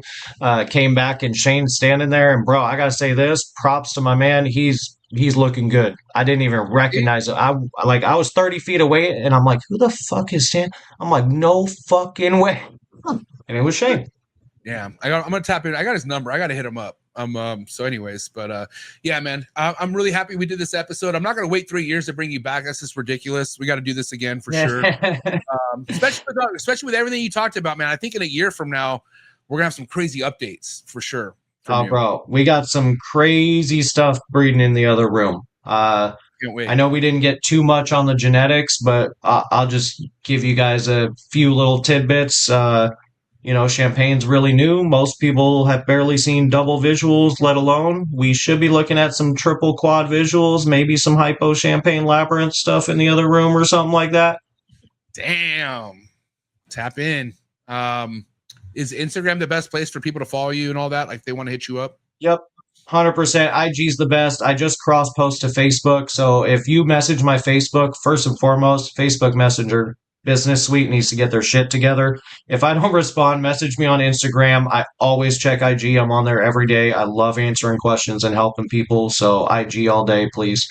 One last question for a new berm keeper, and hopefully he buys a snake from you after this one. But he wants to know, what's your advice for any new berm keeper out there? Work with what you love, man. Get used to them. Buy them as a baby, I think, honestly. Because a lot of the times, unless you know the person personally or they have a really good reputation, when you're buying older animals, you're buying somebody else's problem. And this comes with a lot of different species, but definitely in the berm world. I'd say biggest thing, man, would be just, get your husbandry dialed in, always hook train. Don't be afraid of those little baby nips. They're gonna happen. They don't hurt. And the worst thing you can do is freak out when that baby nips you. I'm not saying it feels good, right? But it doesn't really hurt. It's like getting poked by 5 thumbtacks at once. It's not that bad. You're not gonna die. You'll be okay. But yeah, exactly. You're going to get a couple drops of blood. It might be itchy for 30 minutes, and then you won't know it happened 2 hours later. You won't even be able to see it half the time. But my biggest point. Go ahead. What? I was gonna say the itchy bite reminds me of getting bit by a white lip, because the white lip bites are itchy as fuck. Oh yeah, for sure. Definitely the baby burn bites. You'll itch your fingers for a good 30 minutes or so, but then you're not even gonna know it fucking happened. So my biggest piece of advice would be to get through that stage and just really stick to it. Hook training. And then just do what you love and work with some cool stuff. Buy with your eyes, because quality says a lot, especially with the berms. Not all these berms are created equal, even with the same genetics. Yeah, so that's a fact, dude. And a lot of this stuff, like you said, you're better off slowing down, learning as you're going, versus let's fucking dive right in. I feel like, you can get away with some of that stuff with some of this hobby, but not berms. You don't want to just do that. Listen, Dillon, I appreciate your time as always. Looking forward to bringing you back. And honestly, dude, again, thank you for your support. Really, really means a lot. Absolutely, bro. You already know I'm here for it.